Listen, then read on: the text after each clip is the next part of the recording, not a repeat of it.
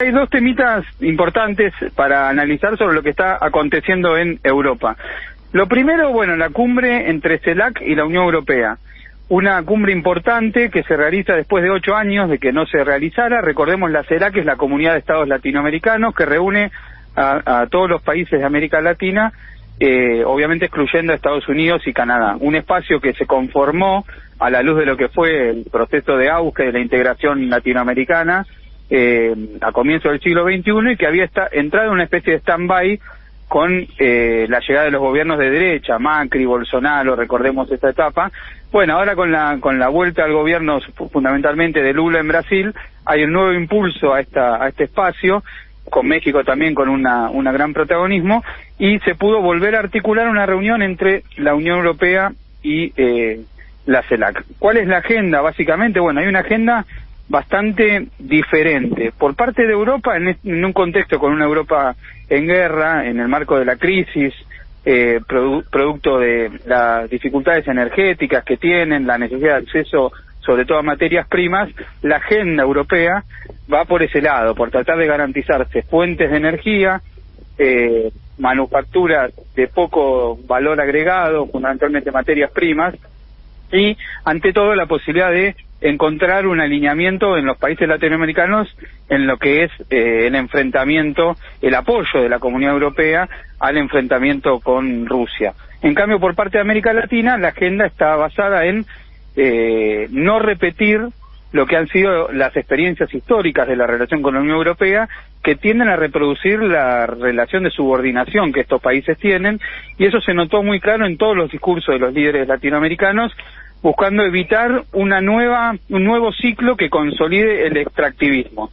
Todos los discursos estuvieron orientados a tratar de buscar un entendimiento que pudiera articular estas necesidades que plantea la Unión Europea con las necesidades que plantean los países latinoamericanos de una postura con autonomía que permita, digamos, aprovechar las oportunidades que plantea el escenario internacional, pero respetando la autonomía y la soberanía de los países de la región. Hay que ver si esto, digamos, finalmente sucede o no. Las voces más optimistas respecto de lo sucedido fueron por parte de Lula da Silva, quien dijo que desde la perspectiva de él fue una de las mejores cumbres en las que él haya estado.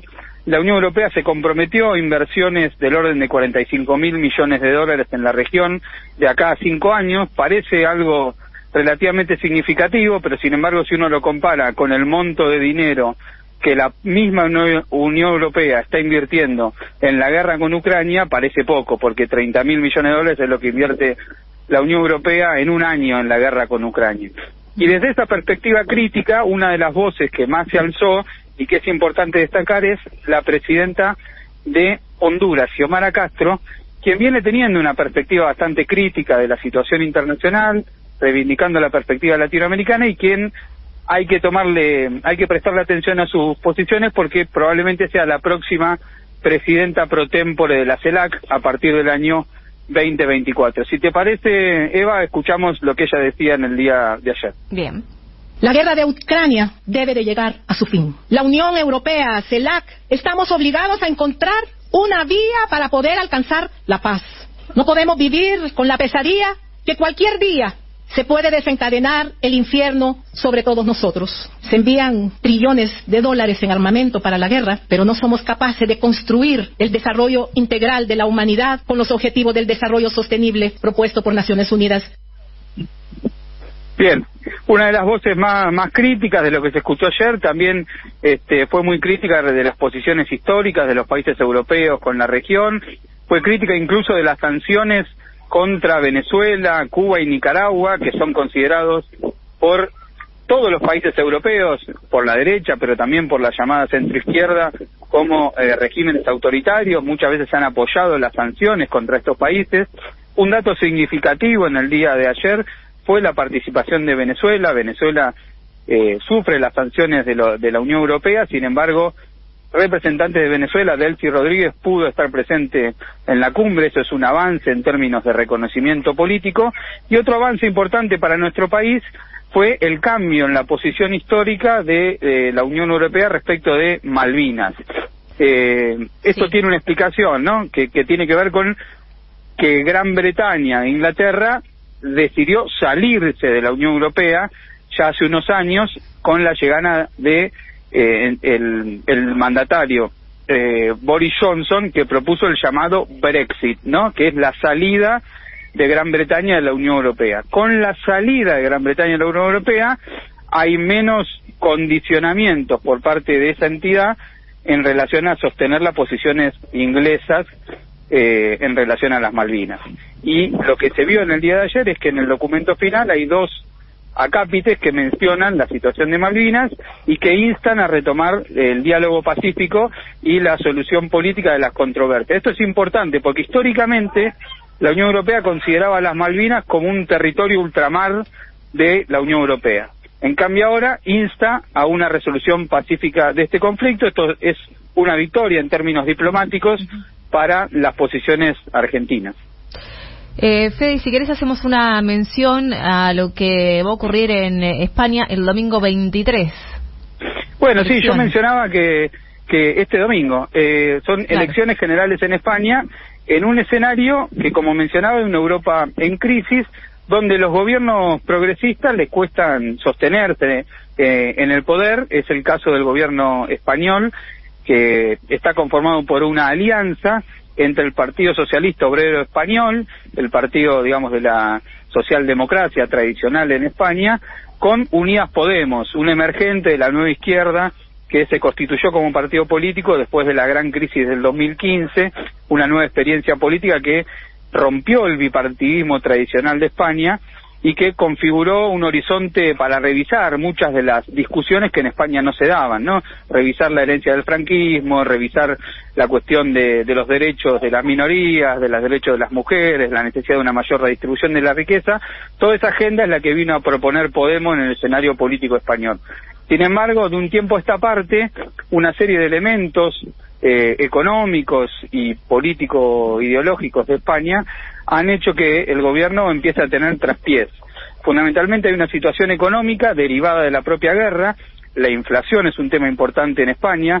Ahora yo voy a decir un número que ustedes quizás se van a sonreír, pero 1,9% de inflación que tuvo el último mes España significa para ellos una crisis bastante importante. Claro, desde el punto de vista nuestro es algo irrisorio, pero desde el punto de vista de ellos es un problema político grave.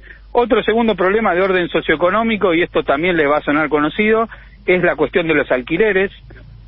El gobierno progresista del PSOE y de Unidas Podemos sancionó una ley de alquileres que pretendía establecer reglas de juego más favorables a los inquilinos. Esto generó un conflicto grande con otra parte de la sociedad española y fundamentalmente con las empresas inmobiliarias. Esto generó malestar similar a lo que sucedió en la Argentina.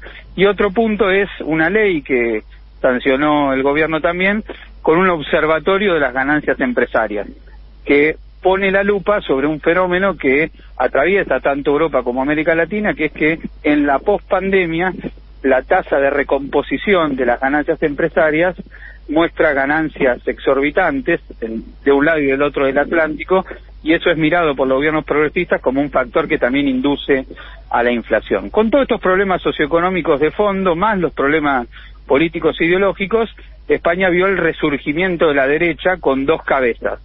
Una cabeza de centro-derecha más tradicional, que es el Partido Popular, y una nueva derecha que está encarnada por Vox. Hace poco menos de 2 meses, esta coalición progresista sufrió una dura derrota en las elecciones municipales y regionales de España.